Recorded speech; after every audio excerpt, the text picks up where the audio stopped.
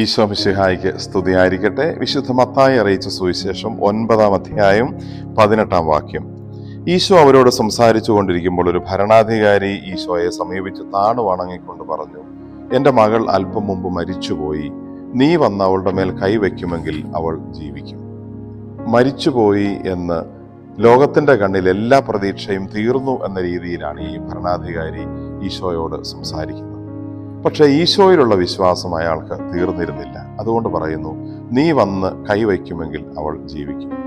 പ്രിയപ്പെട്ടവരെ, നമ്മുടെ കണക്കുകൂട്ടലുകളിലും ലോകത്തിൻ്റെ കാഴ്ചപ്പാടിലും പലതും തീർന്നുപോയി, ഇനി സാധ്യതയൊന്നുമില്ല, ഇനി മറ്റൊരു പ്രതീക്ഷയുമില്ല എന്ന് കരുതുന്നിടത്തും ദൈവത്തിന് പ്രവർത്തിക്കാൻ കഴിയുമെന്ന് ഈ സന്ദർഭം നമ്മളെ കാണിച്ചു തരുന്നു. മനസ്സുമടുത്ത് ലോകത്തിൻ്റെ രീതിയിൽ ചിന്തിച്ചു പോകേണ്ടവരല്ല നമ്മൾ. ദൈവം കൂടെയുള്ള നമ്മൾ, ദൈവം നമ്മുടെ ഹൃദയത്തിലുള്ളപ്പോൾ നമുക്ക് ദൈവത്തെ ആശ്രയിക്കാൻ സാധിക്കുമെന്നും ആ ദൈവത്തിന് പ്രവർത്തിക്കാൻ സാധിക്കുമെന്നും നമുക്ക് വിശ്വസിക്കാം. ലോകത്തിൻ്റെ സാധ്യതകൾ തീരുന്നിടത്ത് ദൈവം പ്രവർത്തിച്ച് തുടങ്ങും. വിശുദ്ധ ലൂക്കായുടെ സുവിശേഷം 1-ാം അധ്യായം 37-ാം വാക്യം. ദൈവത്തിന് ഒന്നും അസാധ്യമല്ല. ആമേൻ.